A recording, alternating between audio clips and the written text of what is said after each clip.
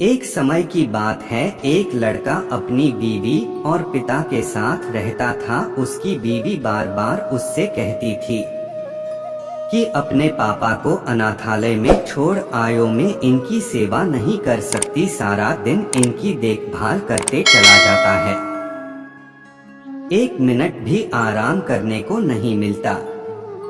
लड़के ने कहा, कैसी बात करती हो तुम, वह मेरे पिता है, उन्होंने मुझे पाल पोस कर इतना बड़ा किया है, भला मैं उनको अनाथालय में कैसे छोड़ दूं? अनाथालय में मैं उन्हें नहीं छोड़ सकता। ऐसे ही कुछ दिन और समय बीतता गया। एक दिन उसकी बीवी ने कहा, आखिर पापा करते ही क्या है, वह घर पर पड़े ही रहते हैं और तुम्हारा पैसा भी लगता है, उनके दबाई में उनको छोड़ दो न अनाथालय में।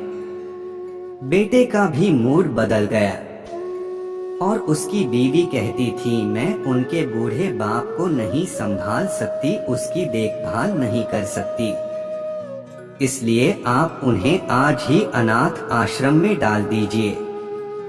बेटा जब अपने बाप को अनाथ आश्रम से छोड़कर वापस आ गया, दोनों आपस में खुशी खुशी रहने लगे। कुछ महीने बीतने के बाद दिवाली का पर्व आने वाला था। लड़के ने अपने बीवी से कहा, अब तो दिवाली आने वाली है, क्यों न पापा को कुछ दिन के लिए अपने पास ले आऊं? उसकी बीवी ने तुरंत मना कर दिया। उसकी बीवी ने कहा, नहीं, उनको यहाँ मत लाना, क्या करोगे, उनको यहाँ लाकर जहाँ है वही रहने दो। बेटा भी मान गया। बेटे ने कहा, ठीक है, कोई बात नहीं।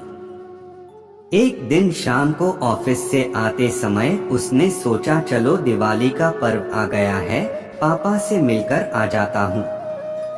तभी उसकी बीवी का फोन आया और कहा, अपने बाप को यहाँ मत लाना, त्योहार पर भी घर आने की आवश्यकता नहीं है और उनको त्योहार पर भी घर मत लाना और हमें शांति से जीने दो, मैं और नहीं कर सकती उनकी सेवा, वही रहने दो उन्हें। यह बात सुनकर बेटा वापस मुड़ा और अनाथ आश्रम में गया तो देखा उसका बाप अनाथ आश्रम के मैनेजर के साथ खुशी खुशी गप्पे में व्यस्त था और वह यूं बैठे थे जैसे वर्षों से एक दूसरे को जानते हो।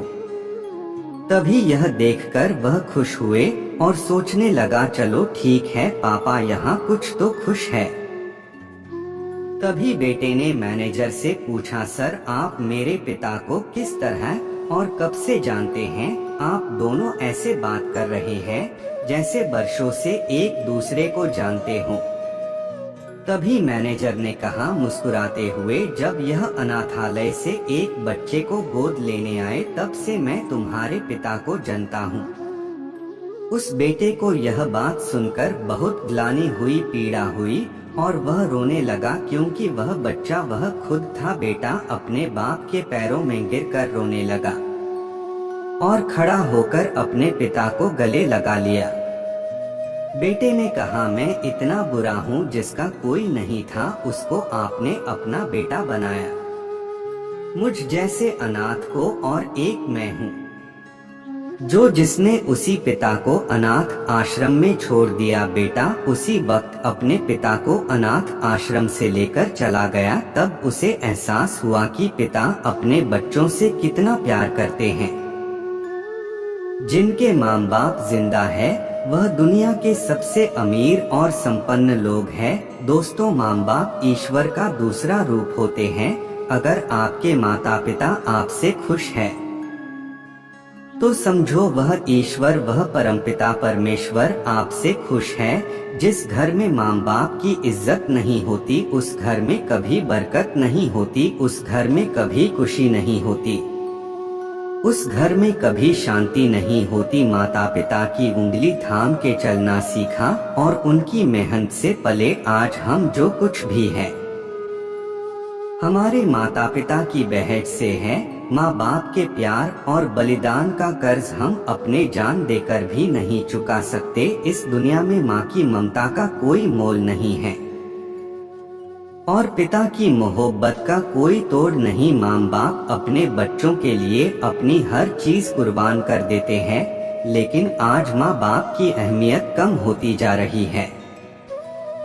जिस बेटे की लाइफ बनाने में माता पिता की जिंदगी गुजर जाती है, आज उसी बेटे के लिए शादी के बाद माँ बाप पराये हो जाते हैं। वह माँ बाप के त्याग और बलिदान को भूल रहे हैं।